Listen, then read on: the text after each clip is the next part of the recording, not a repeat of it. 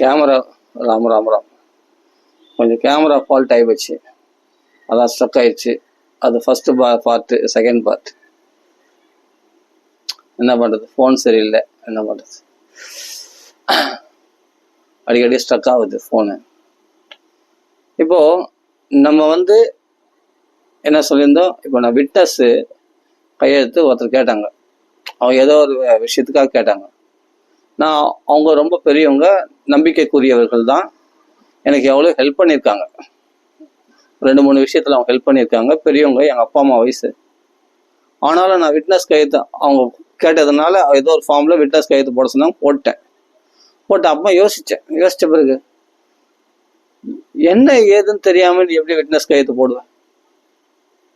First போய் விசாரிக்கணும், அப்புறம் உடனே அது போட்டு அப்போவே விசாரிச்சிடணும். ஆனால் அவசரப்பட்டேன், பெரியவங்களாச்சு, அவங்கள எதுவும் பேசக்கூடாது, அவங்களாம் நம்ம தெரிஞ்சவங்க, என்ன வேணா இருக்கட்டும்.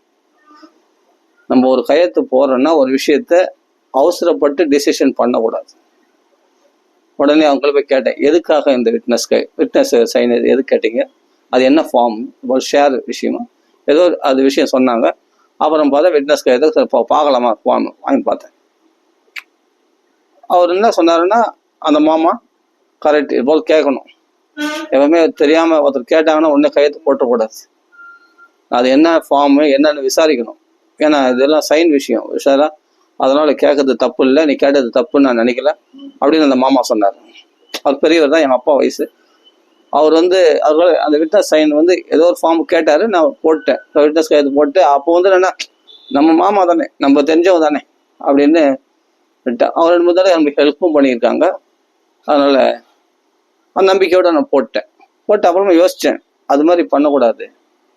உடனே போய் கேட்ட உடனே அவர் உடனே ஃபார்ம் எடுத்து காமிச்சா, இந்த விட்னஸ் சைன் ஒரு நாமினேஷனுக்காக தான், ஒரு ஷேர் விஷயமா, அவர் தான் ஓகே அப்படின்ட்டு அவள் தான் வந்தாச்சு. அவங்க மேலே நம்பிக்கை இருக்கு, அவங்க மேலே மரியாதை இருக்கு, அவங்க ரொம்ப நல்லவங்க, தங்கமானவங்க இருக்கட்டும், அந்த மாமா மாமி ரொம்ப தங்கமானவங்க இருக்கட்டும். ஆனாலும் நீ ஒரு விஷயம், ஒரு முக்கியமான விஷயம், நீ சைன் போடுறன்னா ஒரு விஷயம் பண்ணணும்னா கண்டிப்பாக கேட்கணும். அது கேட்கறது தப்பு இல்லை, தாராளமாக கேட்கலாம், எதுக்காகன்னு கேட்கறது தப்பு இல்லை, நம்ம அடிமை கிடையாது. அப்போ நம்ம கேட்கறதுனால என்னன்னா கிளியர் ஆகி போச்சு.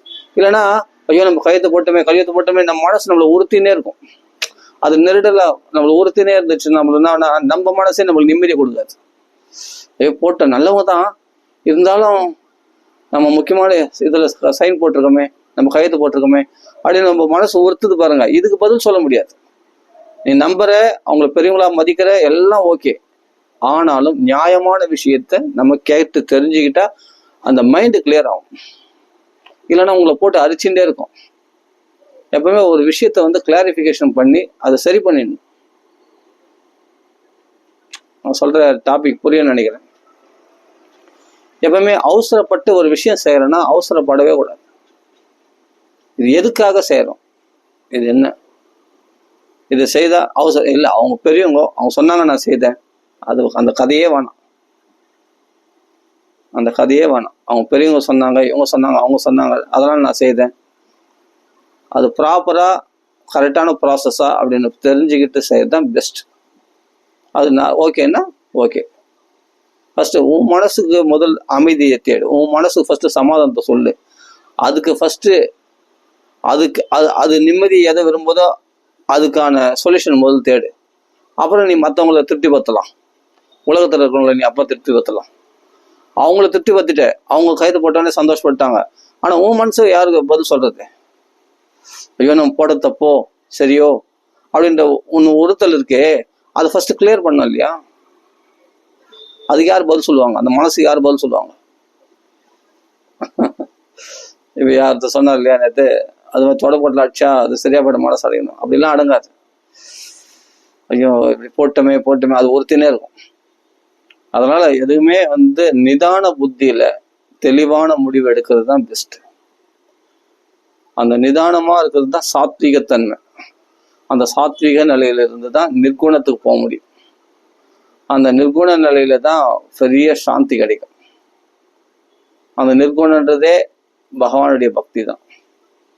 நீ மனசை எப்பொழுதும் இந்த அமளியான சூழ்நிலையிலையோ இல்லை தமோ குணத்துல இருக்கும் பொழுதோ அந்த சமயத்தில் எந்த டெசிஷன் எடுக்கவே கூடாது. சாத்விகமான நிலையில் இருக்கும்பொழுது தான் நம்ம டெசிஷன் எடுக்கணும்.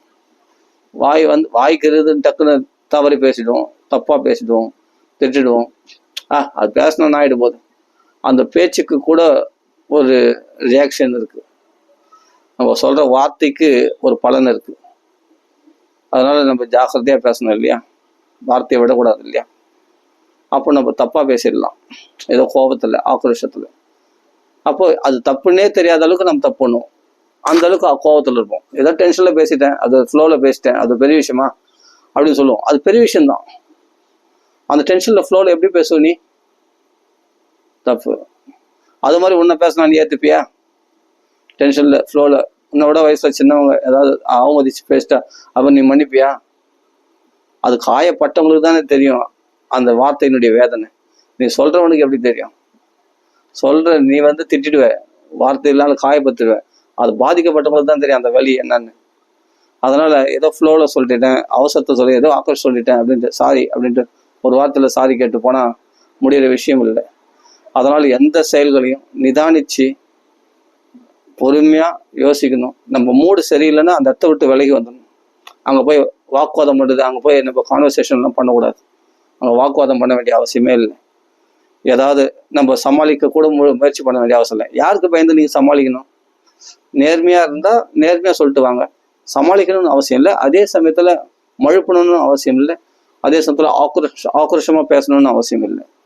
ஃபர்ஸ்ட் ஏன்னா மழுப்புறதும் ஒரு அவசர புத்தி தான். நம்ம மேல நியாயம் இருக்கும், அவங்க மேல அநியாயம் இருக்கும்.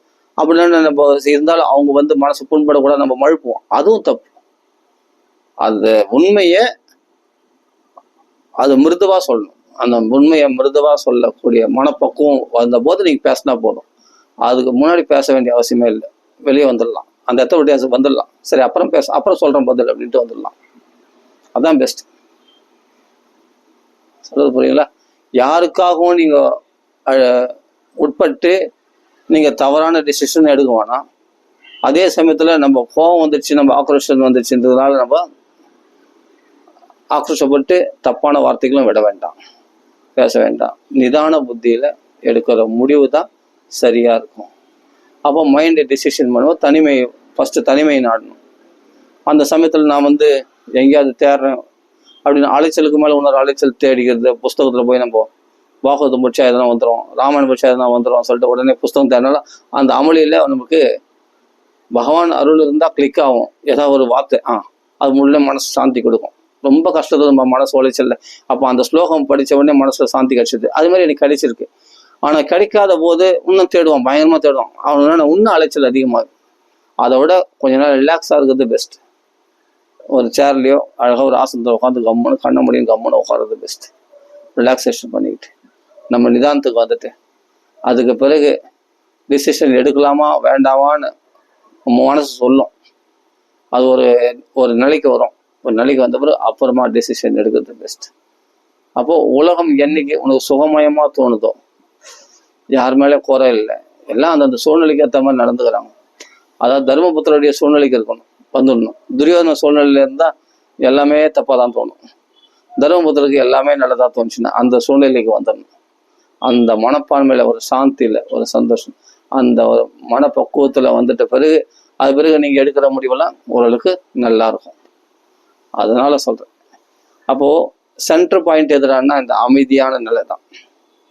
ஒரேடியா குழஞ்சி பேசுறதும் வேண்டாம். எல்லாருக்கும் ஏற்ற மாதிரி அப்படியே கோழையாகவும் போக வேண்டாம். ஒரேடி ஆக்ரோஷமா பேசுறதும் பெரிய வீரன்னு ஆக்ரோஷம் பண்ணிக்கிறதும் வேண்டாம். ரெண்டுக்கும் சென்டர் பாயிண்டா சாந்தியா என்ன பேசுறேன்னு யோசிச்சு பேசினா போதும். அவங்க ஏதோ என்ன கேட்குறாங்களோ அதுக்கான விட மட்டும் கொடுத்தா போதும், அவ்வளவுதான்.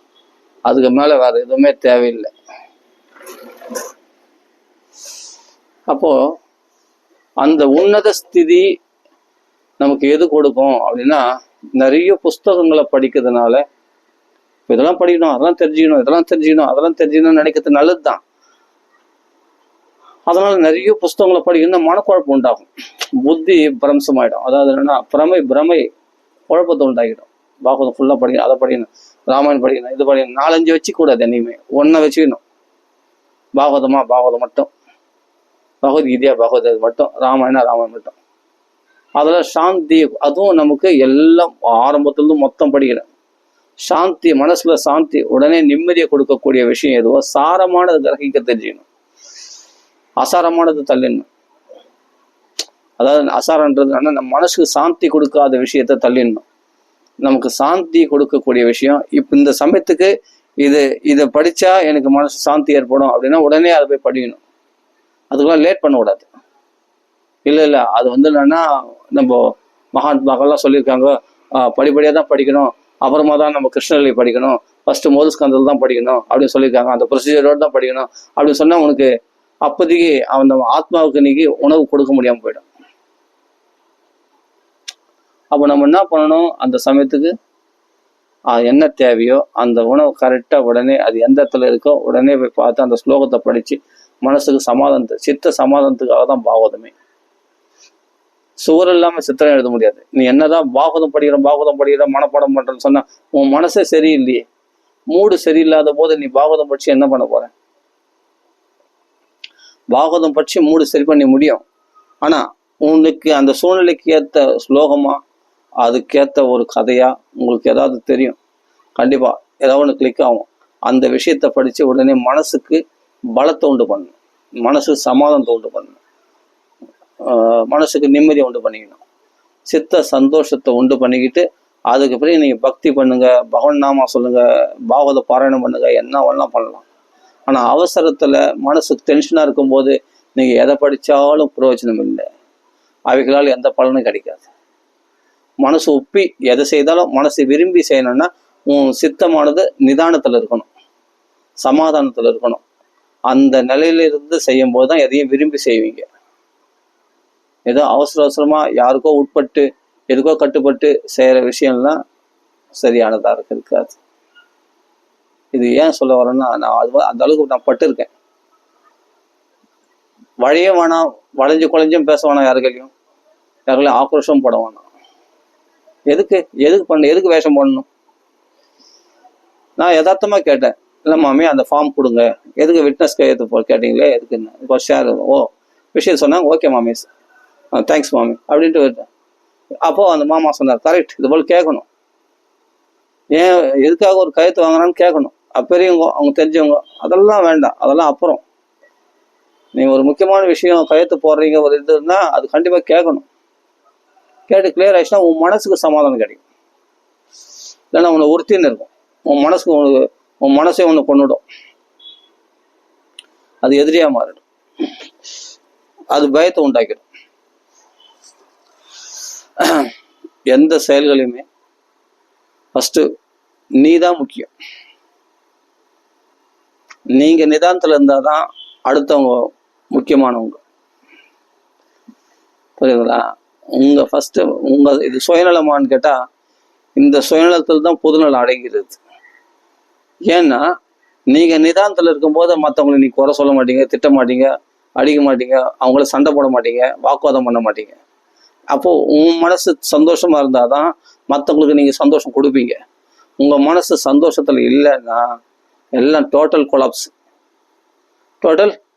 ஆயிடும், காரியமே கட்டிடும், குடும்பமே பாரத போர் ஆயிடும், குடும்பமே குருக்ஷேத்திரம் ஆயிடும், ஒரு குடும்பமே அவ்வளவுதான். ஏன்னா அந்த கொஞ்சம் அது ஒரு சின்ன ஒரு இடம் தான், கொஞ்சம் அப்படி திருப்பிட்டா வரலாம், கோவம் ஆக்ரோஷம் வந்துச்சுன்னா அதுவும் என்ன பேசுறோம் ஏது பேசுறோம் நிதானம் தவறி போச்சுன்னா எல்லாமே டோட்டல் கொலாப்ஸ், வீடே யுத்தகலமா மாறிடும், குருக்ஷேத்திரம் ஆயிடும். அதனால இருக்கட்டும், கொஞ்சம் பொறுமையா பார்க்கலாம், என்ன அவசரமா இருக்கட்டும், இல்லை என்னால் முடியாது நீங்க அப்புறம் பேசிக்கலாம். எங்க அப்பாவோட சொல்லுவாரு, ஏன்னா மூட் அவுட் சந்தோஷம், நான் ஏதாவது போய் பேசினேன், இப்ப பேச வேணாம், நான் அப்புறம் பேசுறேன். எங்க அப்பா அதான் சொல்லுவார், இப்ப பேச வேணாம், இப்ப எதுவும் பேசல, நான் அது சரியில்லை, அப்புறம் பேசலாம், ரீசெண்டா சொல்லிட்டாரு. 2-3 தடவை சொல்லுவாரு, திருப்பி போய் தொல்லை பண்ண வச்சுக்கோ பட்டுன்னு வச்சுடுவாரு எங்க அப்பா. அது மாதிரி அதான் கரெக்ட். அப்போ நம்ம ஃபர்ஸ்ட் நம்ம கண்டிஷன் கரெக்டா இருந்தாதான் நான் உலகத்துல கரெக்டா அப்ரோச் பண்ண முடியும், அது வார்த்தைகளாலேயோ செயல்களாலேயோ, இல்லைன்னா முடியாது. அப்போ நிதானம், அந்த அமைதின்றது ஒரு பெரிய பலம், அந்த சாத்விகத்தன்மைன்றது அது சாத்வீகம். சாத்வீகம்னாவே சத்து, நல்ல சத்து உள்ளது, அதுதான் நல்ல பலம் உடையது சாத்வீகம். அந்த சத்துலேருந்து வந்தது தான் சாத்வீகம். ஆனால் சாத்வீக நிலையில் எடுக்கிற முடிவு தான் ஓரளவுக்கு கரெக்டாக இருக்கும். ரஜோகுணம் தமோ குணத்தில் எடுக்கிற முடிவானது தப்பாக தான் இருக்கும். ஆக்ரோஷத்துலேயோ இல்லை இந்த வழிச்சல் நழிஞ்சு கொள்ளிருந்த தமோ குணம் அறியாமல் இருக்கிறதுனாலையோ, நான் எல்லாத்தையும் நம்புகிறேன், எல்லாரும் நல்லவங்க தான், அவங்க சரி இவங்க சரி, இவங்க சொந்தக்காரங்க, இவங்க உறவினர்கள், இவங்களுக்காக செய்தேன் அவங்களுக்காக செய்தேன்ன்றது இதெல்லாம் நிதானத்தில் இல்லாத நிலையில எடுக்கிற முடிவு தப்பாக தான் இருக்கும். ஒரு கோர்ஸ் ஒரு வாட்டி எடுக்குது. ஃபஸ்ட்டு நல்லா வாய் விட்டு சிரிக்கணும். எல்லாம் எள்ளும் முள்ள வெடிக்கிற மாதிரி இருக்குது முகத்தை பார்த்தா. சில பேர் முகத்தை பார்த்தா அந்த முகத்துல சிரிப்பே பார்க்க முடியாது. ஃபஸ்ட்டு நல்லா சிரிங்க, செயற்கையா சிரிக்க வேணாம். என்ன கவலை? ஃபஸ்ட்டு நல்லா தானே பகவான் கொடுத்துருக்கான், கை கால் நல்லா தானே வச்சிருக்கான், இருக்கிறதுலே சந்தோஷமா இருக்கலாமே. அப்ப ஏன் சிரிக்கிறதுக்கு என்ன தப்பு? சிரிக்கிறதுல என்ன தப்பு? நல்லா போய் வாய் விட்டு சிரிக்கலாமே, சந்தோஷமா இருக்கலாமே. ஃபஸ்ட்டு முகத்துல சிரிப்பு பார்க்கணும். அந்த சிரிப்பு இல்லாத ஒரு முகமா? நிறைய பேர் பார்த்தா சிரிக்கிறதே கிடையாது, சீரியஸா வச்சிருப்பாங்க முகம். அப்பதான் நம்மளை மதிப்பாங்களாம். வரட்டுக்கு வரும். அது சீரியஸா இருந்தா தான் நம்மளுக்கு நம்ம பேச்சுக்கு மரியாதை இருக்குமா. சிரிச்சின்னு பேசினா இலக்கரமா நினைச்சிடுவாங்களாம். அட போயா, எவனை இலக்கரமா நினைச்சு என்ன பண்ணுறது? என் சந்தோஷம் எனக்கு முக்கியம். நான் சந்தோஷமா இருந்தா தான் என் உடம்பு ஆரோக்கியமா நான் பார்த்துக்க முடியும். உணத்துக்காக நான் சிரிக்காம மூட வச்சுதான் மூஞ்ச. பல்லாவரத்துல ஒரு மாமி சொல்லுவாங்க, அவெல்லாம் சிரிக்கக்கூடாதுங்க, சும்மா சிரிக்கக்கூடாது அப்படின்னுவாங்க. நீங்க வேணா சிரிக்காம இருங்க, என்னால சிரிப்பா இருந்தா சிரிப்பேன், தும்பலம் இருந்தா தும்புவேன். இதெல்லாம் சிரிக்கக்கூடாது, இது பண்ணக்கூடாது அப்படிலாம் சொல்ல முடியாது யாருமே. அழக்கூடாது, சிரிக்கக்கூடாதுன்னா யார் கண்ட்ரோல் பண்றது? இதெல்லாம் இயற்கை. அதனால ஒரு மாமி பல்லாவது சொல்லுவாங்க, ஏன் சும்மா சிரிக்கிறீங்க, சிரிக்கக்கூடாது. எனக்கு சிரிப்பு வருது, நான் சிரிக்கிறேன், என் ஆரோக்கியத்தை நான் தான் பார்த்துக்கணும். உங்களுக்கு சிரிப்பு உங்களுக்கு பிடிக்கலன்னா விட்டுருங்க. அதுக்காக நான் சிரிக்கிறத தடுக்க முடியாது. நல்லா சிரிக்கணுங்க. ஃபர்ஸ்ட் முகத்துல ஒரு நல்ல ஒரு சந்தோஷமா இருக்கணும். என்ன பெருசு மழையே உச்சி மீது வானெடுந்து வீழுகின்ற போதிலும் அச்சமில்லை அச்சம். ஃபர்ஸ்ட் பயப்படுறதை நிறுத்தணும். தேவையில்லாத பயங்கள், எதையோ நினைச்சு பயப்படுறது, இதெல்லாம் ஃபர்ஸ்ட். இதெல்லாம் பெரிய எதிரி. நமக்கு நிறைய நோய்களை உண்டாக்கக்கூடிய எதிரிகளே இந்த பயம்தான். பயங்கரமான பயம். அப்படி ஆயிடுமோ, இப்படி ஆயிடுமோ, நோய் வந்துச்சு அதாயிடுமோ, இந்த பயங்களை தூக்கி போடும். என் நாடு கட்டுமே, உயிரை போதா போயும்போது தேகத்துக்கு தானே அழிவு, ஆத்மாவுக்கு அழிவு இல்லை. அந்த ஒரு கன்க்ளூஷனுக்கு வந்துடணும், அந்த முடிவுக்கு வந்துடணும். தேகத்துக்கு தானே, ஆத்மாவுக்கு அழிவு அப்படின்ற ஒரு இடத்துக்கு வந்துட்டோம்னா தைரியம் தன்னாலே வருது, பயம் போயிடும். அதான் பாகவதத்துல தொட்ட இடத்துலாம் ஆத்ம விசாரம் பத்தி தொட்டு நித்தியானுபூத நிஜலாப நிவர்த்த தர்ஷை சொல்லிருக்கு இல்லையா? நித்தியானுபவத்துல இருக்கணுமா, நித்திய திருப்தனா இருக்கணுமா. அந்த திருப்தி எதுலன்னா ஆத்மாவில் தான் அந்த திருப்தி இருக்கு. அந்த கிருஷ்ண பக்தி பாகவதம் படிக்கும் போது இப்படி ஒரு சுலபமா மைண்டு ஃப்ரீ ஆயிடும், அப்படியே ரிலாக்ஸ் ஆயிடும். உடனே சாந்தி கொடுக்குறது பகவத்கீதை. அத நம்ம இப்போ சாதாரண பாமரனுக்கு ஆத்ம ஞானத்தை பத்தி தெரியாதவங்களுக்கு கஷ்டம். நம்ம தெரிஞ்சிருக்கும் போது அதை பயன்படுத்திக்கலாமே. தெரியாதவங்க பயன்படுத்தலாம் விட்டுருங்க. தெரிஞ்சிருக்கும் போது நம்ம பயன்படுத்தாம ஏன் வேஸ்டா பண்ணணும்? பகவத்கீதை ஸ்லோகங்களை ஏன் வேஸ்ட் பண்ணணும்?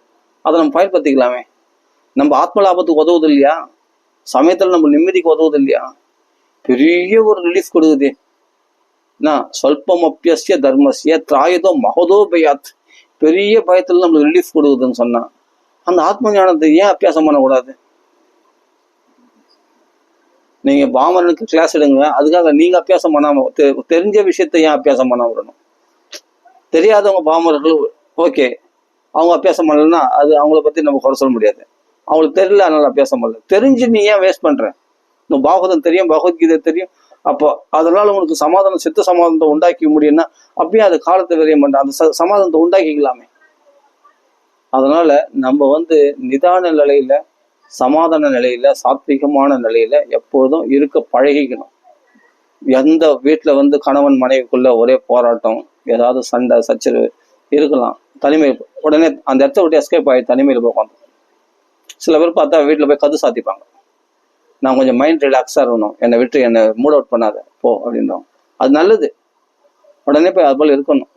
கொஞ்சம் நல்லா முடிஞ்சா ஒரு சொம்பு தண்ணி குடிச்சிட்டு ரிலாக்ஸ் ஆவாங்க, கொஞ்சம் கூல் ஆகும். கூல் ஆகலாம். ஒரு டென்ஷன் பத்திர கூட விஷயம் கூட பகவான் லீலையாத்துப்போம், அதை வச்சு சிரிப்பான். புரியுதுங்களா? இப்ப அந்த ஒரு கொசு இது டென்ஷன் தானே, அது விளையாட்டாதுன்னா சந்தோஷமாயிடும்.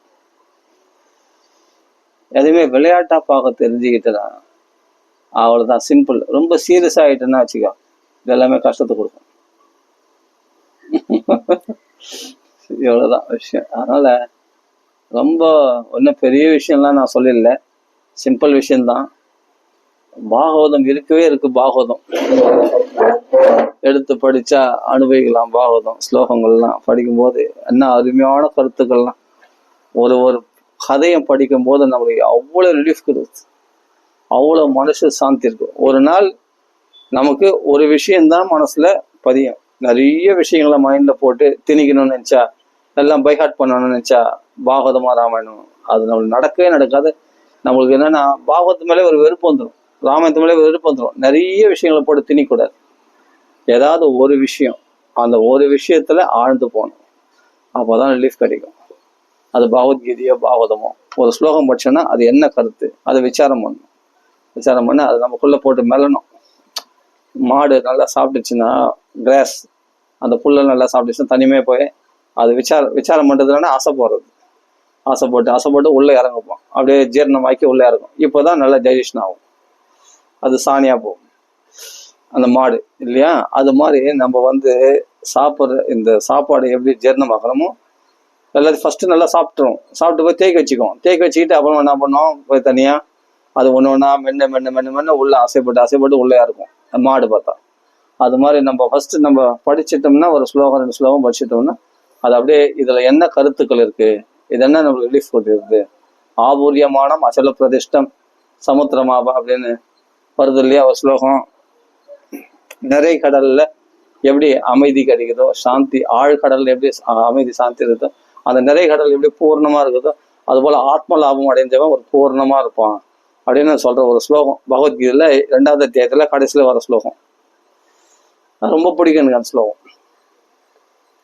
அப்போ என்ன காமகாமி, இந்த ஆசைகள்ல கொந்தளிச்சு ஆசைகள்ல உழலக்கூடியவனுக்கு அந்த சாந்தி கிடையாது, அவனுக்கு அந்த திருப்தி இருக்காது. அந்த ஆசைகள் அடங்கின அந்த நிறை கடல் போல இருக்கிறவனு தான் ஒரு சாந்தி கிடைக்கும் அப்படின்லாம் சொல்லியிருக்கலையே. அந்த ஆசையை விட்டா நிம்மதியா இருக்கலாம்ல. அந்த ஆசைகள் பின்னாடி போறதுனால தானே இவ்வளவு அலைச்சல். ஒவ்வொரு விஷயத்து மேல உள்ள ஆசை அதுதானே பாடுபடுது. அதனால நம்ம நிதானமா பாகவதம் படிக்கலாம். ஒரு கதை எடுத்துக்கணும் ஒரு நாளைக்கு. நம்ம என்ன கதை பிடிக்குதோ அதான் சொல்றேனே, இன்னொருத்தருக்கு உட்பட்டு அவர் சொன்னாரு அதனால அதை நான் இன்னைக்கு எடுத்துக்கிட்டேன், இவர் சொன்னாரு அதனால இது இன்னைக்கு எடுத்துட்டேன். இன்னொருத்தர மைண்ட்ல நீங்க வாழாதீங்க, உங்க மைண்ட்ல நீங்க வாழுங்க. இன்னொருத்தர ஆத்மாவில நீங்க சுகம் காண முடியாது, உங்க ஆத்மாவுக்குள்ளதான் நீங்க சுகத்தை காண முடியும். உங்க சூழ்நிலைகள், உங்க கம்ஃபர்டபுள், உங்களுடைய எப்படியாப்பட்ட நிலையில நீங்க இருக்கிறீங்களோ அதுக்கு ஏற்ற மாதிரி நீங்க சிந்திச்சுனாதான் நீங்க பக்குவம் அடைய முடியும், பக்தியை வளர்க்க முடியும். நீங்க இன்னொருத்தருடைய வழியில நீங்க போறேன், அவங்களுக்கு சுச்சுவேஷன் அவங்க சுச்சுவேஷன் வேற மாதிரி இருக்கும், உங்களுடைய சுச்சுவேஷன் வேற மாதிரி இருக்கும். எல்லாம் ஒன்னாயிடாது. உங்க சுச்சுவேஷனுக்கு என்ன முடியுமோ அதை செய்தா போதும். நான் சொல்லுவேன் 3 மணி நேரம் ராமநாமம் சொல்லுவேன், நீங்க சொல்லுவீங்களா? சொல்றேன், பேச்சு சொல்றேன். என்னால் 3 மணி நேரம் சொல்ல முடியாது, நான் சொல்லியிருந்தேன். சொல்றேன் ஒரு பேச்சு, ஒரு உதாரணத்துக்கு சொல்றேன். ஏன்னா முடியும், அவ்வளவுதான் முடியும். அதனால நீங்க 3 மணி நேரம் நானும் சொல்லுவேன் அப்படின்னா அது தப்பு. நமக்கு என்ன சக்தி இருக்கு, நம்ம 10 நிமிஷம் சொல்ல முடியும், அது போதும். அது பியூட்டி, சூப்பர். அந்த 10 நிமிஷம் சொல்லுங்க. அதான் ஸ்வதர்மா ஆச்சரணம் சக்தியா. நம்ம சக்தி உள்ள மட்டும்தான் நம்ம ஸ்வதர்மத்தை, நமக்குரிய தர்மத்தை கடைபிடிக்க முடியுமே வழிய, நம்ம சக்தி முடியாத இன்னொருத்தர் சொன்னாங்களே அவங்க செய்தாங்களே அப்படின்றதுக்காக நம்ம அதுனா நான் உன்னை மனசை அமளியாகிடும், ரொம்ப பலவீனமாக்கிடும். அப்ப நம்மளால என்ன முடியும்? 10 நிமிஷம் தான் என்னால நாமா சொல்ல முடியும். Okay best. இல்ல அந்த 10 நிமிஷம் சொன்னா அவங்க தப்பா நினைக்கிறாங்க, இவங்க தப்பா நினைக்கிறாங்க, அவங்கள நம்ம கஷ்டத்தை ஏத்துக்க போறாங்க இல்லையே. இன்னொருத்தருக்காக செய்யாதீங்க, யாருக்காகவும். நான் 1/2 மணி நேரம் அவர் சொன்னாரு அதனால இவங்க 1 மணி நேரம் மூச்சு பிடிச்சி செய்திருந்தேன், மறுநாள் செய்ய மாட்டீங்க. 1 மணி நேரம் ஒரு நாள் செய்திருந்தா தப்பு. நமக்கு என்ன முடியுமோ சுதர்மா ஆச்சரணம் சக்தியா, உன் சக்திக்கு தகுந்த மாதிரி செய். அதுவே சந்தோஷமா செய். அந்த 10 நிமிஷம் நாமா சொன்னாலும் சந்தோஷமா நாமா சொல், ராம ராம ராம ராம போதும். என்னால இதான் முடியும். அவர் பெரிய ஆளு, அவர் செய்து போட்டோம், நம்ம சின்ன ஆளு, பரவாயில்ல நான் இவ்வளவுதான் செய்ய முடியும் அப்படின்னு போயிடலாம். எந்த ஒரு விஷயத்தையும் அக்செப்ட் பண்ணிக்கிட்டோம்னா, தோல்வியை ஒத்துக்கிட்டோம்னா நிம்மதி நிறைய. நான் சாதிச்சு காட்டுவேன், அப்படி பண்ணிடுவேன் இப்படி பண்ணிடுவேன்னு சொன்னா அகல காலம் வச்சுட்டு சீக்கிரமா விட்டுற போறோம்னு அர்த்தம் அந்த விஷயத்த, அந்த சாதனை. அதனால யார் கையில பேசினாலும் நம்ம நிதானம் இருக்கோமா, அவங்கள பத்தி தப்பா காழ்ப்புணர்ச்சி வருதா, வருதா, அவங்கள கெட்டவங்களா தீர்மானிக்கிறோமா அப்படின்னு பார்த்தோம்னா நம்ம இல்லை, நம்ம சூழ்நிலை சரியில்லை, நம்ம மைண்டை அப்செட் ஆகிருக்கோம், அங்கே வேணாம் இப்போ எதுவும் பேச வேணாம் அப்படின்ட்டு வந்துடும். தனிமையில் வந்துட்டு அப்புறமா நீ பகவத்கீதையை படிச்சா பகவான் பிரார்த்தனை பண்ணுங்க, என் மனசுக்கு அமைதி கொடு கிருஷ்ணா, வாசுதேவா, என் மனசுல சாந்தி கொடு, என் நிம்மதி கொடு ஃபர்ஸ்ட். அப்போ என் தேவைகள்லாம் நிறைவேற்றலாம், அப்புறம் பிரார்த்தனை பண்ணிங்க. ஃபர்ஸ்ட் மனசுக்கு சாந்தி கொடு சொல்லு, அதை ஃபர்ஸ்ட் வரட்டும். ஃபர்ஸ்ட் சென்டர் பாயிண்ட்டுக்கு வாங்க, அந்த மைய பகுதியில் மையப்புள்ளிக்கு வாங்க. வந்துட்டு பிறகு இப்போ எடுக்கிற டிசிஷன் பர்ஃபெக்டா இருக்கும். அப்போ நீங்க பக்தி பண்ணுங்க, அப்போ பாகவத பாராயணம் பண்ணுங்க, இல்லை பகவன்னாமா சொல்லுங்க, என்ன வேணாலும் அப்புறம் பண்ணிங்க. ஆனா அவசரத்துல மனசு குழப்பமா இருக்க சூழ்நிலை எந்த டிசிஷன் பண்ணாதீங்க, யாருடைய நிர்பந்தத்துக்கும் உட்படாதீங்க. இதுதான் நான் சொல்ல வரேன். ஃபர்ஸ்ட் உங்களை நீங்க காப்பாத்தீங்க, உங்க மனசை ஃபர்ஸ்ட் சந்தோஷமா வச்சுங்க, அதுதான் ஃபர்ஸ்ட். அப்புறமா தான் மற்றவருடைய மனசுகளை நீ சந்தோஷமா வச்சுக்க முடியும், மற்றவருடைய மனங்களை நீங்க சந்தோஷப்படுத்த முடியும். நாமளே சந்தோஷமா இல்லை அப்படின்ன போது அது சுயநலம், என் திருப்தி மட்டும் உன் திருப்தி, நீ திருப்தி இருந்தால் தான் நீ மற்றவங்களை திருப்தி பற்ற முடியும். அதனால ஃபர்ஸ்ட் நாம திருப்தி அடையறதுக்கான என்ன வழியோ அதை கண்டிப்பா கடைப்பிடிச்சே ஆகணும். நிறைய புஸ்தகங்களை வச்சு அதை படி இதை படி குழப்பத்தை உண்டாக்கிக்காதீங்க. நிதானம் ஃபர்ஸ்ட் ரிலாக்ஸ் ஆகும். அப்புறமா ஒரு மைண்டு தோணும். பாகவதத்துல ஒரு ஸ்லோகம் இருக்கு, இந்த ஸ்லோகத்தை ரொம்ப சூப்பரான ஸ்லோகமாச்சுன்னு டக்குன்னு தோணும். உடனே அதை எடுத்து படிப்பீங்க. அப்போ மனசுல ஒரு சாந்தி, ஒரு சந்தோஷம் கிடைக்கும், அதுல திருப்திப்படுவீங்க. ஆனா நீ அவசரமா இன்னொருத்தர் சொன்னாரு அப்படின்னு சொல்லிட்டு நீங்க பாட்டு கடவுள்னு ஃபர்ஸ்ட்ல இருந்து நான் பாராயணம் பண்றேன்னு சொன்னா உங்களுக்கு சாந்தியே கிடைக்காது, இன்னும் பிரச்சனைகள் அதிகமாகும், உங்களுக்குள்ள இன்னும் குழப்பங்கள் அதிகமாகும். அப்ப புஸ்தகத்தை மூடுறீங்க.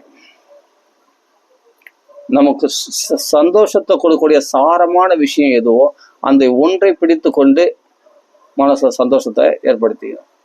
அதுக்கப்புறமா இன்னொரு விஷயம் பிடிக்குதுன்னா இன்னொரு ஸ்லோகம் படிங்க, இன்னொரு ஸ்லோகம் பிடிக்குதுன்னா படிங்க. உங்களுக்கு படிக்கிறதுக்கு சக்தி இருந்தால் தாராளமாக படிங்க. படிச்சு அதில் உள்ள அர்த்தங்களை புரிஞ்சுக்கிட்டு ஆனந்தப்படுங்க, கிருஷ்ண பிரார்த்தனை பண்ணுங்க. இது போல என் மனசுல பாக்கியோதயேன பகுஜன்ம சமர்ச்சிதேன சத் சங்கமம் லபதே. ஆக இந்த சத் சங்கத்துல லபிக்கிறதுக்கே பாக்கியம் இருக்கணுமா, பகவானுடைய கருணை இருந்தால் தான் அது போல் சத் சங்கம் கிடைக்குமா அப்படின்னு சொல்லியிருக்கே, அருமையான விஷயமாச்சு இந்த ஸ்லோகம் அப்படின்னு சொல்லிட்டு அப்படியே மனப்பாடம் ஆயிடும்.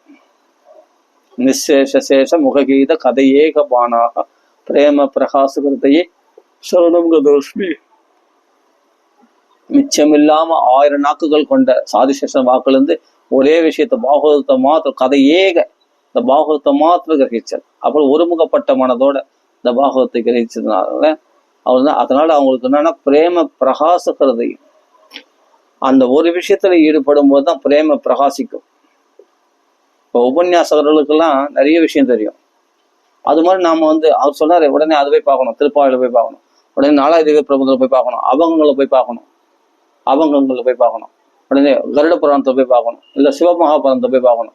ராமாயணத்தில் பார்க்கணும், பாகவத்தில் பார்க்கணும், இல்லை மகாபாரதத்தில் பார்க்கணும், பகவத்கீதையில் பார்க்கணும், திருவாசகத்தில் பார்க்கணும், அப்படி திருமூலத்தில் போய் பார்க்கணும். நடக்கிற காரியமா இதெல்லாம்? அவங்க 1000 தெரிஞ்சு அவங்க உபன்யாசம் பண்றவங்க அவங்களுக்கு 4 விஷயம் தெரிஞ்சு வச்சிருந்தாதான். இப்போ பல பேர் சில பேருக்கு வந்து திருவாசகத்துல விருப்பம் இருக்கும், அவங்களுக்கு ஏற்ற மாதிரி சொன்னா நம்மளுக்கு ஏற்ற மாதிரி சொன்னாருப்பா அப்படின்னு வந்து கதை கேட்டு வருவாங்க. அதனால பல விஷயங்கள், சில பேர் அபங்கங்கள் ரொம்ப பிடிக்கும், சந்துக்களுடைய அபங்கங்கள், அதை பத்தி பேசினா அவங்களுக்கு ரொம்ப பிடிக்கும். நீ அவங்கள பத்தி பேசினாருப்பா, புரந்தரதாசனுடைய அவங்கள பத்தி பேசினாருப்பா அப்படின்ட்டு அவங்க கேட்பாங்க. அப்போ பல ரசிகர்கள் எல்லாம் ஒன்னா கூட்டியிருப்பாங்க. அவங்க வந்து நிறைய விஷயம், உபன்யாசர்கள் நிறைய விஷயம் தெரிஞ்சு வச்சிருக்கிறாங்க. ஏன்னா பல ரசிகர்கள் இருப்பாங்க, அவங்களுக்கு ஏற்ற உணவு கொடுத்தா தானே மறுபடியும் வருவாங்க அப்படின்றதுக்காக நிறைய விஷயம் கற்று வச்சிருக்காங்க. அதனால நமக்கு வந்து நம்மனா எல்லாரையும் கவரத்துக்காக நம்ம கத்துக்கணும்னா நிறைய படிக்கணும் தேவையில்லை. நம்ம மனசு சாந்திக்கு ஒரு விஷயம் போதும். எவ்வளவு புஸ்தகங்களை படிக்கணும்னு அவசியம் இல்லை. உனக்கு எது பிடிக்குமோ, திருவாசகம் பிடிக்கும், திருவாசகத்துக்கு உருகாதான், ஒரு வாசகத்திற்கு உருகாதான் சொல்லிக்கலாம். அதனால அதுவும் நல்லதுதான். அவ திருவருப்பா படிக்கலாம், அப்படின்னு திருவருப்பா படிப்பேன். ஒரு நாள் அதை படிப்பேன். என்னன்னா கடைசியில நம்ம மனசே நம்மளை ஏமாத்திடும். பல புஸ்தகங்களை படிச்சு எதுலையுமே ஸ்திரம் இல்லாம போயிடும். அதனால ஏகம் பாகவதம் சாஸ்திரம், ஏகம் பாகவதம் சாஸ்திரம். புராணகி பிரமாவகை, நிறைய புராணங்களை படிச்சாவே புத்தி குழப்பத்தை உண்டாக்கிடுமா. பாகவதம் மகாத்மியம் சொல்லியிருக்கு. அதனால பாகவதம் ஒண்ணு போதும். அந்த பாகவதத்திலையும் எல்லாம் படிக்க முடியாது. நமக்கு எது பிடிச்சிக்குதோ அந்த கட்டத்தை மட்டும் எடுத்து படிச்சு, அதுலயும் எந்த ஸ்லோகம் உனக்கு மனசு ரொம்ப டச் பண்ணுதோ, மனசு சந்தோஷம் கொடுக்குதோ, மனசுல சாந்தி கொடுக்குதோ, அந்த ஸ்லோகத்தை திருப்பி ஆவர்த்தி பண்ணி அதுல அர்த்தங்களை தெரிஞ்சுக்கிட்டு அதுக்கப்புறம் அடுத்த ஸ்லோகங்களை படிக்கிறதோ, இல்லாட்டி வேற கதை படிக்கிறதோ, பிடிச்சதை படிங்க. எல்லாத்தையும் பிடிச்சுன்னு நினைக்காதீங்க. பிடிச்சது எதுவோ அதை படிங்க. உங்களுக்கு என்ன மனசுக்கு பிடிக்குமோ, பாகவதத்துல இல்ல கிருஷ்ணலீகள் பிடிக்குமோ அதை படிங்க. ஈஸியா நான் படிக்கிறது சொல்லி கொடுக்குறேன். இது வந்து நான் சொல்லி கொடுக்குறேன்னு சொல்றது அகங்காரம். மகான்கள் அப்படிதான் சொல்லியிருக்காங்க. உன்னை எந்த கட்டம் பிடிக்கும் பாகவதத்துல? நவநீதங்களை பிடிக்குமா? தாராளமா படி. இதுக்கு என்ன தடை? இல்ல என் குருநாதர் சொல்லியிருக்காங்க, இல்ல எங்க இஸ்கான்ல சொல்லியிருக்காங்க, எனக்கு அங்க சொல்லியிருக்காங்க ஃபர்ஸ்ட்ல இருந்து பகவத்கீதை படிச்சுட்டு அப்புறமா தான் பாகவதம் படிக்கணும், அதுவும் படிப்படியா பிரகாரமா தான் படிக்கணும் அப்படின்னு. அப்புறம் வந்து என்னன்னா அது வந்து நான் எப்படின்னா ஒரு யந்திரமயமா போயிடும். அது உணர்வு பூர்வமா இருக்காது. நீ வந்து என்னன்னா ஒரு மிஷின் மாதிரி ஆயிடுவேன். அது முடிச்சா இது படிக்கணும், அது முடிச்சா இது படிக்கணும் அப்படின்னு பகவத்கீதை முடிச்சா அது படிக்கணும். மனசுல ஃபிக்ஸ் ஆகாது. ஏதோ படிச்சுடுவேன். ஆனா ஒண்ணு கேட்டா கூட பதில் சொல்ல தெரியாது. இன்னைக்கு இப்படிதான் நிறைய பேர் இருக்காங்க. ஒன்ன படிச்சாலும் மனசுல ஆழமா பதிஞ்ச மாதிரி, உன் மனசுக்கு சந்தோஷத்தை கொடுக்கக்கூடிய, சாந்தியை கொடுக்கக்கூடியது, உன் பிரச்சனைகளை தீர்க்கக்கூடிய விஷயமா, அவ்வளவு ஆனந்தத்தை கொடுக்கக்கூடிய விஷயமா ஒரு கதை படிச்சாலும் அர்த்தமா படிங்க. அது உனக்கு பிடிச்சதா படிங்க. அது பாகவதம் தான் பறந்து விரிந்திருக்கு. உனக்கு எந்த கட்டம் ரொம்ப பிடிக்கும்? பகவான் 16,108 ஸ்திரீகளை கல்யாணம் பண்ணியிருந்து அந்த இடத்துல குத்தலம் நடத்தினாரே பகவான். அப்ப நாரத ஒவ்வொரு வீட்டை போய் பார்த்தாரு. அந்த கட்டம் ரொம்ப பிடிக்கும்னா திருப்பி படியாது, அது அர்த்தத்தோட படிச்சு கண்ணீர் விடு. இல்ல எனக்கு குசல பாக்கியானா தான் ரொம்ப பிடிக்கும் பகவான், ஒரு படி அவளுக்கு கொடுத்தவொடனே பகவான் அப்படியே மாலையை கூட கோபுரமா ஆகிட்டானே, அதுவும் பிடிக்கும். தாராளமா படி. உன்னை யார் தடுத்தாங்க? இன்னும் யாரும் கை பிடிச்சிக்கினாங்களா? அது புஸ்தகம் திறக்காத, அப்ப கண்ண முடியினாங்களா? புஸ்தகத்தை பார்க்காதுன்னு வாயை பொத்திட்டாங்களா படிக்கூடாதுன்னு? யார் சொன்ன? உனக்கு என்ன கட்டம் பிடிக்குமோ அதை எல்லாம் படிச்சு அதுக்கான புண்ணியம் வேணும். அந்த பாக்கியம் இருந்தாதான் ஜென்மாந்தரே பவேத் புண்ணியம் ததா பாகவதம். அந்த ஒரு கட்டமாவது இல்லைன்னா பல விஷயங்களை குழம்பின்னு இருப்ப, இல்லைன்னா சுத்தமா மந்தமா இருப்ப. ஒண்ணு பாகவதம் படிக்காம இருக்கிறது என்ன காரணம்னா பல விஷயங்கள் உள்ள குழப்பம், இல்ல உலக விஷயமான ஆசைகள், இந்த பௌதிக விஷயமான ஆசைகளால் முழங்கி இருக்கும் போது அப்போ வந்து என்னன்னா நமக்கு பாகவதம் படிக்க விடாது. ஒண்ணு. ரெண்டாவது, பல விஷயங்களை படிக்கிறதுனால ஒரு விஷயத்துல மனசு ஈடுபடாது. இல்லைன்னா தமோ குணம், அப்புறம் பார்த்துலாம் போ, அப்புறம் படிச்சுக்கலாம் போ அப்படின்ற மனப்பான்மை. இதுதான் நம்மளுக்கு ரொம்ப கஷ்டத்தை கொடுக்கும்.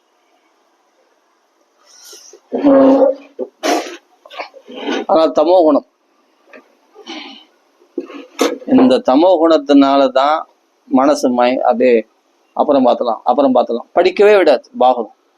பிடிச்ச கட்டம் கூட நம்மளுக்கு, இப்போ நான் பிடிச்ச கட்டம் சொல்றேன், பரவாயில்ல இது போல பிடிச்ச கட்டம் படிக்கலாமே அப்படின்னு தோணுது சொல்றேன். ஆனாலும் எத்தனை பேருக்கு இது போல் தோன்றி இருக்கு? ஃபர்ஸ்ட் பாகவதம் படிக்கணும்னு தோன்றி இருக்கு.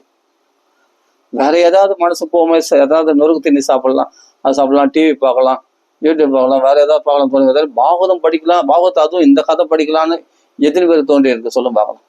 அதுவே ரொம்ப கஷ்டம் அப்படி தோன்றதே. அப்படி தோன்றியும் ஏதாவது ஒரு கட்டம் இந்த கதை படிச்சா நல்லா இருக்குது அப்படின்னு அந்த ஒரு கதையில மனசு மக்னம் ஆடுறது யாரோ சில பேருக்கு தான், பாக்கியவான்களுக்கு தான். அப்போ அதுல ரமிப்பாங்க. அதை ரமிச்சு அந்த ஒரு கதையை படிச்சு ஆனந்தப்படுவாங்க. அவர்கள் பாகவதம் பூரா படிச்சா என்ன பலனோ அந்த பலனை அந்த ஒரு அரை மணி நேரம் படிக்கிறாங்க இல்லையா அந்த கதையை, அதுல அந்த சந்தோஷத்தை அனுபவிப்பாங்க. பாகவதம் பூரா படிச்ச ஒரு திருப்தி அனுபவிப்பாங்க. ஒரு கோவர்த்தன உத்தாரணம் பகவான் பண்றான்னா அந்த கதையில அவர்கள் மக்னமாறாங்கன்னா அதுல அந்த திருப்தி அனுபவிப்பாங்க. அவங்க அந்த திருப்தி எதனால கிடைக்கும்? நீ நிதானத்துல இருந்ததுனால கிடைச்சது, ஒரு சாந்தியில இருக்கிறதுனால கிடைச்சது. இந்த சமயத்துல நீங்க படிக்கிற பாகவதம் அமிர்தமா இருக்கும். போதும், ஒரு நாளைக்கு ஒரு கதை போதும். லிமிடேஷன் படிச்சுன்னா அதையே சிந்திக்கணும். என்ன பண்ணும்? கிருஷ்ணன் கோவர்த்தன மலை உத்தாரணம் பண்ணது, அந்த புயல் காத்து அடிச்சுது, அந்த விரஜவாசிகள்லாம் அந்த தண்ணியில மிதந்தது. அப்போ சட்டுமட்டு சாமான்கள்லாம் மிதக்கும் போது கஷ்டப்பட்டு கிருஷ்ணா கோவிந்தா வாசுதேவன் பகவான் சரணாகதி அடைஞ்சது. அப்போ பகவான் மச்சரணம் மத்கோஷ்டம் மண்ணாத மத்பரிக்கிரகம், என்னால காப்பாற்றப்பட வேண்டியவர்கள், என்னை சரணமடைந்தவர்கள் இந்த கோகுலத்து ஜனங்கள். அதனால விரதமே ஆகிதா, நான் விரதமாக மேற்கொண்டிருக்கிறேன் அப்படின்னு ராமோதர் சொல்றாரு இல்லையா? அபயம் சர்வபூதப்பே ததாம் எதிர்த்து பிரதமன். அப்படி எல்லாருக்கும் பயமற்ற நிலை உண்டாக்குது என்னுடைய விரதமா எடுத்துக்கிறேன். அதை இங்க கிருஷ்ணன் சொல்றான். அப்படிப்பட்ட விரதமான எடுத்துக்கிற ராமோதத்திலே நான் விரதம் எடுத்துட்டேன். அதனால நான் கண்டிப்பா இந்த விரஜவாசிகள், இவன் இன்னைக்கு விரதம் எடுத்துக்கல, இவன் என்னன்னா சிருஷ்டி ஆரம்பத்திலேயே அந்த விரதத்துல தான் பகவான் இருக்கிறான். பக்தர்ல காப்பாற்றுவது என்ற விரதம் கொண்டிருக்கிறான் பகவான். அதனால பகவான் உடனே கோவர்த்தனை உத்தாரணம் பண்ணி அந்த கோகுலவாசிகளை பகவான் ரட்சிக்கிறான். 7 நாள் மழை காத்து புயல் இவைகளால் பாதிக்கப்படாம அந்த மக்களை பக்கத்துல கண்ணுக்குட்டிகளை சொரிஞ்சுக்கிட்டு அவைகளையும் சுகப்படுத்தின்னு இந்த கோகுலவாசிகள் எல்லாம் பசிதாகத்தை மறக்கும்படி செய்து, தூக்கத்தை மறக்கும்படி செய்து, அவர்கள் தன்னுடைய கடாட்சத்தினால் அமிர்தத்தை வர்ஷித்து பகவானுடைய ரூபலாவண்யத்தை பார்த்து அப்படி மெய் மறந்து போறார்களே அந்த கோகுலவாசிகள். அப்பா, அந்த கதையை படிக்கும்போது எவ்வளவு சூப்பரா இருக்கு. ஒரு 5 அத்தியாயம் தானே அது, மிஞ்சி போனா 5 அத்தியாயம் தான் அது. கோவர்த்தன உத்தாரம், கோவர்த்தனகிரி உத்தரண லீலை, கோவிந்த பட்டாபிஷேகம், அதுதான் நடக்குது. அப்போ சுரபி பசு இந்திரனாக வரிக்கிறது யாரு? கிருஷ்ணனு. கோவிந்த பட்டாபிஷேகம் தன் பாலால அபிஷேகம் பண்றது. இந்திரன் ஐராவதி யானையினால கங்கை தளத்தினால கிருஷ்ணனுக்கு பட்டாபிஷேகம் பண்றது, கோவிந்த பட்டாபிஷேகம். அப்படின்னு இந்த கட்டத்தை படிக்கும்போது எவ்வளவு விஷயங்கள் இருக்கு இதுல. அப்போ இந்திரன் மன்னிப்பு கேட்கறது.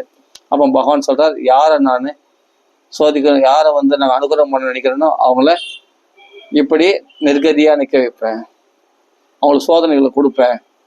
அதாவது என்னன்னா இந்திரனுடைய கர்வத்தை அடக்கிறதுக்காக. ஈஸ்வரன் ஒருத்தர் இருக்கிறதே மறந்துட்டானா. அதனாலதான் ஒரு வார்த்தை சொல்றான், சாதாரண மனுஷன் இவன் பேச்சை கேட்டுன்னு இந்த கோகுலவாசிகள்லாம் எனக்கு யாகம் பண்ணாம விட்டாங்களே அப்படின்னு, இந்திர பூஜை பண்ணாம விட்டாங்களே அப்படின்னு திமிரா பேசலாம். அந்த கர்வத்தை போகிறதுக்கு தான் பகவான் இந்த லீலையை புரிகிறார் அப்படின்னு அந்த கட்டத்தை படிக்கும்போது இந்த ஒரு 5 அத்தியாயம் எவ்வளவு திருப்தியா இல்லை படிக்கும்போது. அப்போ இந்த லீலை பண்ண உடனே தான் எல்லாம் கோகுலவாசிகள்லாம் கேட்குறாங்க, இந்த கிருஷ்ணன் எப்படி 7 நாள் இந்த மலையை உத்தாரணம் பண்ணான்? அந்த மலையே என்னன்னா பலிகளை வாங்கி சாப்பிடுதான். எவ்வளவு விஷயங்களுக்கு தெரியுமா இந்த 5 அத்தியாயத்துல? எவ்வளவு பகவானுடைய லீலைகள், எவ்வளவு அருமையான விஷயங்கள்லாம் இருக்கு தெரியுமா? அதுல மலையே ஒரு ரூபம் எடுத்து கிருஷ்ணனே தான் அந்த மலையை வணங்குறான். எல்லாரும் அந்த மலையை கோவர்த்தன மலையை பிரதட்சணம் பண்றாங்க, அந்த மலைக்கு வணங்குறாங்க. அந்த மலையே ஒரு ரூபம் எடுத்து அந்த அவர்கள் கொடுக்குற அந்த உணவு பண்டங்கள் எல்லாம் வாங்கி சாப்பிட்றாராம் பகவான். பகவானே கோவர்த்தன ரூபத்துல இருக்கான் பகவான். அப்ப சாப்பிட்றானா. இந்த கட்டத்தை படிக்கும்போது எவ்வளவு ஆனந்தமா இருக்கு, எவ்வளவு அருமையான விஷயம். ஆஹா, பகவான் கோவர்த்தன ரூபத்துல பகவான் வாங்கி சாப்பிட்றானே. அப்போ இப்பதான் புரியுது, இது மகாவிஷ்ணு, இந்த கோவர்த்தன மலையே பகவான் சொல்லுவோம் அப்படின்னு. அப்புறம் அந்த கோவர்த்தன மலையை தூக்கி மறுபடியும் ஒரு புஞ்ச காளான், ஒரு குழந்தை ஸ்கூல் போகிற குழந்தை அந்த நாய் கூட புஞ்ச காளான், அது மழையில் இந்த காளாங்காலெல்லாம் முளைக்கும். அந்த காளானை சுலபமாக தூக்கி பிடிக்கிற மாதிரி சுலபமாக அந்த மலையை தூக்கி பிடிச்சா மறுபடியும் அதே இடத்துல வச்சிருக்கான் பகவான் கிருஷ்ணன். வச்சுட்டு ஆச்சரியப்படுறாங்க எல்லாமே, எப்படி நடந்தது. இந்த ஒரு அதிசயம் மட்டும் பகவான் பண்ணல, காளை நர்த்தனம் பண்ணியிருக்கான், போதனம் வதம் பண்ணியிருக்கான், திருநாவர்த்தம் வதம் பண்ணிக்கிறான், சகடாசுர பஞ்சனம் பண்ணியிருக்கான். அப்போ அர்ஜுன விருட்சங்கள், அதாவது அந்த விருட்சங்களா இருந்தாங்க இல்லையா, யாரு நலகோபுரம் மணிக்கிறவன், அவர்களை விடுவிச்சிருக்கான். இதெல்லாம் எப்படி நடந்ததுன்ட்டு அந்த கோகுலவாசிகள் கேட்குறாங்க. கேட்டபோது அப்போதான் கர்க்க மகரிஷி சொன்ன விஷயத்த நந்தபாபா சொல்றாரு. இவன் வந்து சாதாரண மனுஷன் கிடையாது, கிருஷ்ணன் சாக்ஷாத் ஆதி நாராயணன் அப்படின்லாம் சொல்ல. இப்போ இவ்வளோ விஷயம் இருக்குது அந்த 5 அத்தியாயத்துல, இவ்வளோ பொருள் நிறைஞ்ச விஷயங்கள், அருமையான கருத்துக்கள் நிறைஞ்ச, ஆழ்ந்த கருத்துக்கள் நிறைஞ்ச விஷயங்கள் இந்த 5 அத்தியாயத்துல இவ்வளோ விஷயங்கள் இருக்கு. இந்திரனுடைய ஸ்துதியில பார்த்தா அவ்வளோ விஷயங்கள் இருக்கு. அப்புறமா அவங்க அந்த இடத்துல சுகாச்சாரிய வர்ணிக்கும் போது பார்த்தா அது ஆழ்ந்த கருத்துக்கள் நிறைய இருக்கு. இந்த கோவர்த்தன மலையில் உத்தாரணம் பண்ணக்கூடிய அந்த 5 அத்தியாயத்து பாகவத்துல பட்சம்னா அவ்வளவு கருத்துக்கள் உடையதா இருக்கு. இதெல்லாம் சித்தத்துக்கு சந்தோஷம் கொடுக்கலையா? கிருஷ்ண பக்தி உண்டாகலையா? யோசிச்சு பாருங்க. பக்தினா அப்படியே உள்ள உருகணும், அப்படியே குதிக்கணும், ஆடணும், பாடணும் அப்படிதான் பக்தி கிடையாது. இது சாந்த பக்தின்னு பேரு. நிதானமா இருந்தா கூட பக்தி தான். மனசு ரமிச்சு இந்த பாகவதம் படிக்கும் போது ஒரு 5 அத்தியாயம், அதுவும் பக்தி தான். அப்போ இந்த நிலையில பகவான் கூட துணையா இருப்பான். அவன் நாமத்தை சொல்லலாம், பாகவதம் படிக்கலாம். அப்போ இந்த கதையை படிக்கும் போது அந்த கோவர்த்தன உத்தாரணம் பண்ணி கோகுலவாசிகளை ரட்சித்தது போல, கிருஷ்ணா எங்களையும் காப்பாத்து கிருஷ்ணா. இந்த மழை வெயில்னால ஜலதோஷம் நோய்களால பாதிக்கப்படாம அந்த கோகுலவாசிகளை காப்பாத்துற மாதிரி எனக்கும் அந்த நோய்கள்லாம் போக்கி என்னை காப்பாத்து கிருஷ்ணான்னு பகவானுக்கு பிரார்த்தனை பண்ணலாம். அப்போ அதுக்கு நாம படிக்கணும், பாகவதம் படிக்கணும், அவசியம். அதனால எப்போ வந்து நம்ம யாருக்குள்ள பேசினாலும் யோசிச்சு பேசணும். அவசரப்பட்டு எதையும் வார்த்தையை விட்டுக்கூடாது. நல்லவங்களோ கெட்டவங்களாவே இருக்கட்டும், அதனுடைய பலனை அவங்க அனுபவிக்க போறாங்க. நம்மளுக்கு கெடுதல் பண்றாங்கன்னா அதை பலனை அவங்க அனுபவிக்க போறாங்க. நமக்கு என்ன வந்தது? நாம நிதானமா இருப்போமே. நாம வந்து வார்த்தையை விட்டு தேவையில்லாத பேச்சுக்களை பேசிட்டோம்னா பின்னாடி சொல்ல போட்டா அள்ள முடியாது. அதனால நிதானத்துல எப்பொழுதும் மனசை சாந்தியில சந்தோஷத்துல நிரப்பி வச்சுக்கணும். அதுக்குதான் இந்த கதைகளை படிக்கணும், பாகவதம். அதுல ஒரு கதை போதும், ஒரு நாளைக்கு ஒரு கதை போதும், ரொம்பலாம் வேணாம். ஒரு கதை, இப்போ கோவர்த்தன உத்தாரணம் சொன்னேன், அது போதும். அது எனக்கு பிடிச்சது. இப்ப எனக்கு டக்குன்னு மனசுல தோன்றுச்சு, அதனால நான் சொன்னேன். இதுதான் நீங்க படிக்கணும்னு நான் சொல்ல வரல.